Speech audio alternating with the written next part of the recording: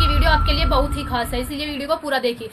आज की हमारी वीडियो है प्रेमानंद जी महाराज के लिए। पहले यह वीडियो देखिए। मैं ऐसा क्या करूं कि अपने पिता जगन्नाथ जी के हृदय को अनंत प्रसन्नता दे पाऊं? तो गीत गोविंद का गायन जगन्नाथ जी को बहुत पसंद है। प्रेमानंद जी महाराज के एक शिष्य ने प्रेमानंद जी महाराज से सवाल किया कि भगवान को प्रसन्न कैसे किया जा सकता है। तो प्रेमानंद जी महाराज ने कहा कि गीत गोविंद का पाठ करो। कृष्ण भगवान दौड़े दौड़े उस इंसान के पास चले आते हैं जो गीत गोविंद का पाठ करते हैं।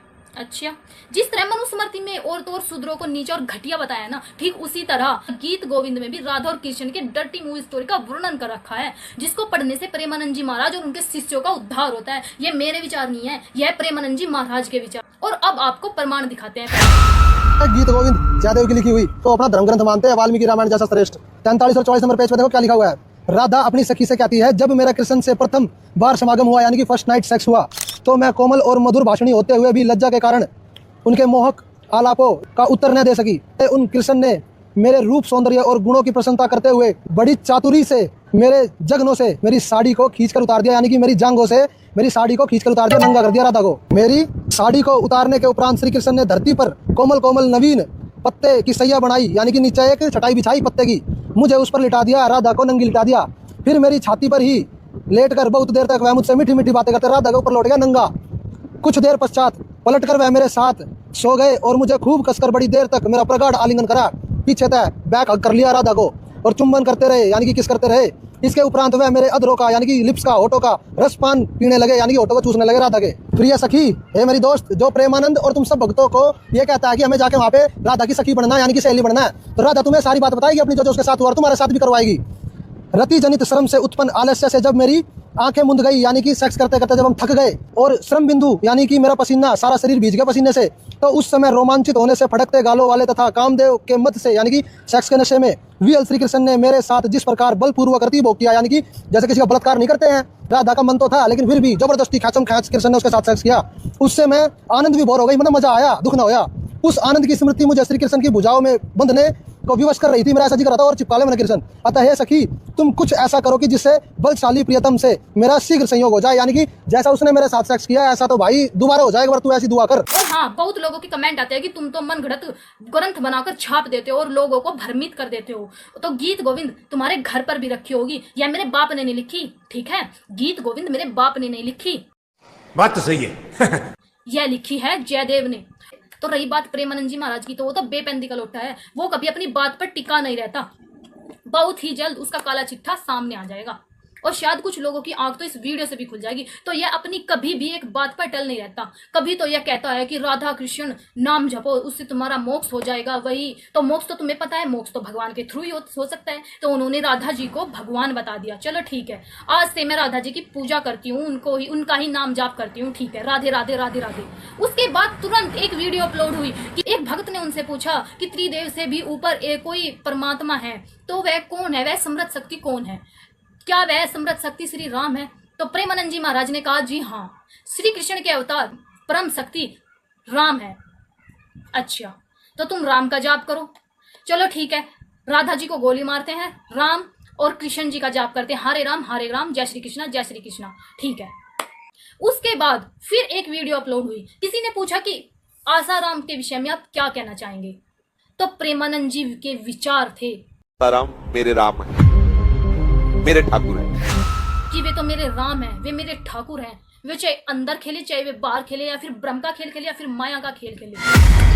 तो भाई राधा को भी गोली मार दी, कृष्ण जी को भी काट दिया और राम जी को भी काट दिया। अब उनके भगवान कौन ठहरे? आसाराम। बहुत बढ़िया। जिसने कुछ बच्चियों के साथ बलात्कार किया था, वह उसका ठाकुर है, वह प्रेमानंद जी महाराज का राम है। और वो खेल रहा है, क्योंकि उसने कहा है वे अंदर खेले या बाहर खेले, तो वो खेल रहा है, तुम्हारे कहने का मतलब है। तो क्या तुम भी अपने शिष्यों को यही खेल सिखाओगे, खुद भी यही खेल सीखोगे? अब उनके भगवान ठहरे आसाराम बापू, ठीक है। अब आप प्रेमानंद जी महाराज के शिष्यों, आप बताइए कि आपके लिए इन तीनों में से भगवान कौन है? राधा भगवान है, कृष्ण या राम भगवान है, या फिर आसाराम भगवान है? और मुझे पता है कि जो तुम्हारे प्रेमानंद के भगवान, वही तुम्हारे भगवान। साफ है, आसाराम। सोचने वाली तो ये बात है कि जिस इंसान का भगवान आसाराम ही इतना घटिया है, तो उसका शिष्य प्रेमानंद कैसा होगा? और फिर तुम कैसे निकलोगे उस राह पे चल के? अगर किसी में भी इतना दम है कि वे इस गीत गोविंद को भाई अपनी माँ को और बहन अपने बाप को पढ़कर सुना दे, है हिम्मत? तुम्हारी जबान से एक शब्द भी निकल पाओगा अगर तुम गीत गोविंद का पाठ कर रहे हो और तुम्हारे घर का कोई भी सदस्य, माँ बाप भाई बहन आकर तुम्हारे पास बैठ जाए? इतनी लज्जा और शर्म वाली बातें लिख रही है इसमें, जिसको तुम श्रेष्ठ बताते हो, सर पर धरकर नाचते हो। यह राधा और कृष्ण की लीलाओं का वर्णन है। यह राधा कृष्ण ही इतने घटिया हैं तो आज के जमाने में आम इंसानों की क्या हालत होगी? एक आपने कुछ दिनों पहले बयान दिया था कि आप शास्त्रार्थ के लिए ओपन है, कोई बिल्कुल कोई भी आए, कोई आओ। उसका तरीका क्या है? मान लीजिए कोई बच्चा आपके साथ या कोई बच्चा नहीं, बच्चा मतलब पहलवान खेला एक बालक आके आ जाए कुश्ती लड़ेगा खेला कट्टे गाड़ी थी बराबर का। अच्छा, वेट में ले तो शंकराचार्य चारों। अच्छा, आ जाओ। उनके अलावा कोई और? इतने महंत बने बैठे हैं जिनके पास चेले बुका रखी, प्रेमानंद जैसे। अच्छा, कोई आओ मेरे साथ, अनुराग आचार्य और ये तो। अच्छा, इनमें से कोई भी आए कोई आओ। तो उसका तरीका क्या होगा? तरीका ये होगा, चैनल बुक करा जाएगा। अच्छा, वो अपना पक्ष रखेंगे, हम अपना रखेंगे। मेरा जो ज्ञान वो मैं बताऊंगा, हाँ। वो अपना बताते रहेंगे, बीच में तर्क पुत्र नहीं होगा। अच्छा अच्छा, फैसला जनता करेगी। वहाँ इनकी डिबेट देखिए, बीच में कहाँ कर देते, वो तो डिबेट है। मतलब एक सभ्य तरीके से। सभ्य तरीके। सवाल कौन पूछेगा आप दोनों से फिर? सवाल तो पूछने की जरूरत है को नहीं, वो अपना ज्ञान बताए। अच्छा, आप क्या दिशा दे रहे हो, मैं अपना ज्ञान बताऊंगा और शास्त्र दिखाऊंगा कि ये शास्त्रों को मानेगा, तुम दिखा दो। अच्छा, और फिर देखो संविधान है, एक वकील कहता है इस दोष पर ये धारा लगेगी, दूसरा कहता है ये लगेगी, फैसला संविधान करेगा। अच्छा, हमारा संविधान गीता वेद पुराण, ठीक, जो उनमें लिखा सो फाइनल। कोई वक्ता है वैसे कहता वो झूठ। अच्छा, और उसका जो आपने कहा गीता जी इसका फैसला करें, गीता कौन सी प्रिंटिंग की, मतलब कौन सी प्रेस की? गीता प्रेस गोरखपुर।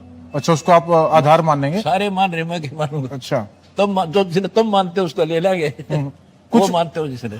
जैसा कि पत्रकार महोदय आप जी ने संतों के साथ डिबेट का प्रश्न किया है, उसके लिए मैं सभी हिंदू धर्म के धर्म गुरुओं से एक प्रश्न पूछता हूं, कौन ब्रह्मा का पिता है, कौन विष्णु की मां, और शंकर का दादा कौन है, हमको दे बता। इनको ना पता हो ना, फिर मैं बता दूंगा डिबेट में। संत रामपाल जी महाराज ने देश के सभी संतों महात्मा को किया और कहा कि इनको बिल्कुल भी कुछ ज्ञान नहीं है, ये बिल्कुल जीरो है, और इनको दिया खुला चैलेंज, आओ और मेरे साथ बैठकर करो डिबेट। वीडियो अच्छा लगा तो लाइक करें, कमेंट करें, शेयर करें और चैनल को सब्सक्राइब करना ना भूलें। मिलते हैं अगले वीडियो में।